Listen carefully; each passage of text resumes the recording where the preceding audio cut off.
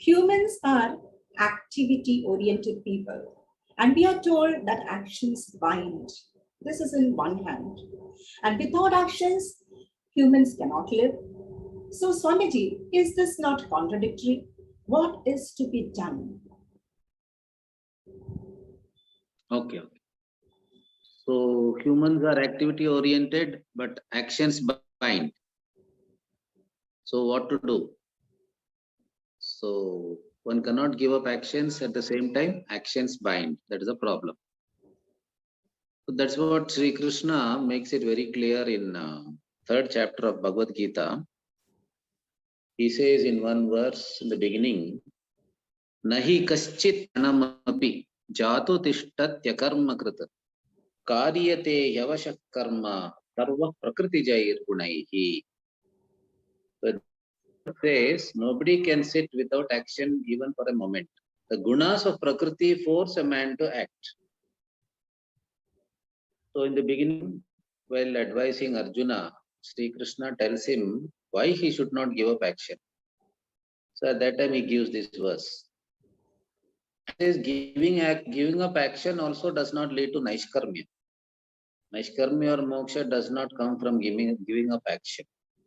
And he says if you give up action while having desires in the mind, you will become a mithyachari, one who is having a hypocritical way of life.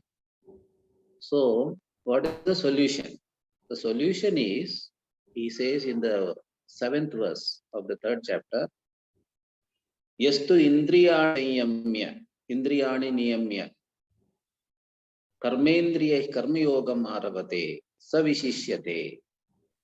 So one who yastu indriyani manasa niyamya karmendriyaihi karmayogam asakta karmayogam arabate asaktaha savishishyate.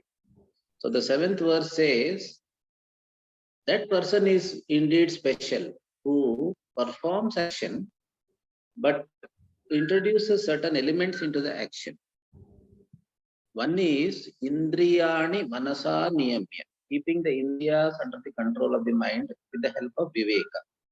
And the important point is asaktaha. Asaktaha means without attachment to the action or without attachment to the fruits of action. Savishishyate. He is indeed a special person. So, what Krishna is advising is not giving up action, but inculcating a new attitude towards action and a new attitude towards the fruits of action. Then that converts action into yoga. That's why he says in 2nd chapter, Yogaha karmasu kaushalam. Yoga is the skill in action. What is that skill? The skill is converting the binding karma into a releasing karma. Karma usually binds, but converting the binding karma into a releasing karma is called yoga. So that is the solution given by Krishna. Convert action into yoga. Don't give up action, but convert it into yoga by the change of attitude. Yes. And Swamiji, how do we convert this action into yoga? That's what the change of attitude. See, the person always does actions with the sense of I am the doer, and experiences the karma phalas with the attitude of I am the experiencer. So change of attitude is do it as an offering to God. So add Ishwararpana Buddhi, and when you receive the result, add Prasada Buddhi. Then action becomes yoga. So the very action is binding and which would have created ragadvesh in the mind, that leads to purification of mind. So that is how the action is converted into yoga. Change of attitude is the key. Thank you so much, Swamiji.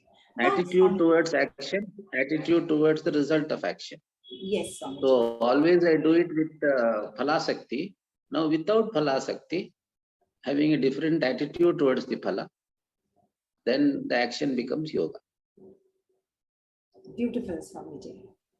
But Swamiji, the field in which humans act is very delicate. Action, it involves brushing shoulders with one another. Some whom you like, some whom you dislike, some with whom we agree, some with whom they do not agree. Now, these interactions with people make one angry and at times attached, distressed, dejected. So action is one area which actually confuses, perplexes human mind. So one is not clear about what to do, what not to do, and how to bring about this attitude here. And more importantly, how to perform the actions perfectly, how to engage in the actions. So without actions, as you already pointed out, that Krishna says one cannot be.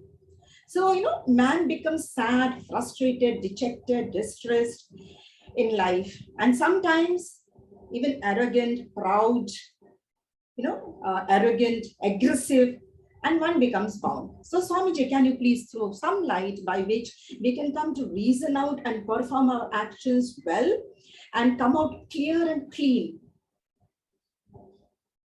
See, you mentioned about human interactions in your beginning of the question. Yes, you sir. talked about interactions that lead to disturbance. That when we perform actions, we have to interact with people. And when we interact with people, a lot of brushing takes place, rubbing takes place. We like some people, we don't like some people. We can get along with some people, we cannot get along with some people. Yes, sir. All this is part of karma. So that disturbs a lot, and in fact, it can make mind more impure. So one has to remember one thing here. There is a nice statement which I always remember while working in the field. That is, harmonizing is tapas. Harmonizing is tapas. Yes. Harmonizing is a big sadhana. In fact, harmony is dharma. Harmony is dharma. Disturbing the harmony is adharma. So harmonizing is tapas is what we have to keep in mind while working with people. So, like it has been said, your Vedanta is reflected in the quality of your relationships. Your Vedanta is reflected in the quality of it. So you can't just talk big Vedanta and have bad relationship with the people around you. That means you are not imbibed the Vedanta properly. So Vedanta always improves the quality of the relationships. So Karma Yoga is the field where we come to know what are the impurities in our mind while interacting with people. For example, I have a tendency to get irritated and angry. So that tendency comes out. And we know, oh, I have this weakness in me, getting angry, getting flaring up for certain reasons and all that, for silly reasons sometimes. Or because my desire, my way of working is obstructed, I get angry. So many reasons where anger comes out, sometimes jealousy comes out. Everything is there inside, it comes out. So Karma Yoga is a flushing process. It flushes out all the impurities. And for flushing out, we need interaction with people. Otherwise, the impurities will not come out. Suppose you do something sincerely and somebody criticizes you. So you get so irritated and angry. That shows that all that anger is there inside. Impatience, anger is there inside. It has to come out. Unless that person criticizes you, it won't come out. So then you should know, oh, I have this weakness. But at the same time, you should not spoil your relationship with the people, because without people, there is no life. Without relationship, there is no life. And without relationship, you cannot do any work also. No work can be done without the expansion of the word team is together, everyone achieves more. Team, together, everyone achieves more. So unless we learn to work with people, there can be no proper action, and there can be no Karma Yoga also. So it's very important to understand that harmonizing is tapas. Harmony is dharma. And the mother of Aurobindo Ashram, she used to say, relationships are a mirror. Relationships are a mirror. Always we criticize people saying he is not good, she is not good, she is not okay, and all these things we criticize. But we should know that relationships are a mirror in which we see ourselves. So if I am not able to have a good relationship with a person, it is showing me what I am really. Lack of patience, lack of love, all that. there is one statement which I like very much. It is said, acceptance is love. Acceptance is love. So to accept a person as he is love. So that is very important in relationships. When you accept, you can advise him, try to change him, but that's different. But first accept, that is love. Especially children and all that. While dealing with children, but dealing adults also is very important. Acceptance is love. Then everything can happen nicely. But you accept the person, then he will take your advice and everything very, in a very proper way.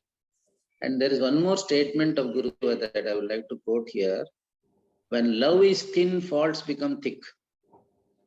When love is thin, faults become thick. So all these are talking about relationships when we enter the field of Karma Yoga. The Karma Yoga involves working with people, varieties of people, and we cannot change the people overnight. So we have to accept them as they are, look at their good points, see the good in them. Everybody has some bad, some good points. So see the points, focus on the good points. If you think of the faults, then love will decrease. When there is no love, the relationship will become sour.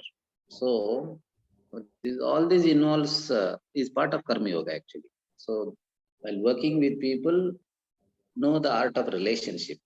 Otherwise, there can be no Karma Yoga. So beautiful. That is the Wonderful. Really super. Yeah. Yes.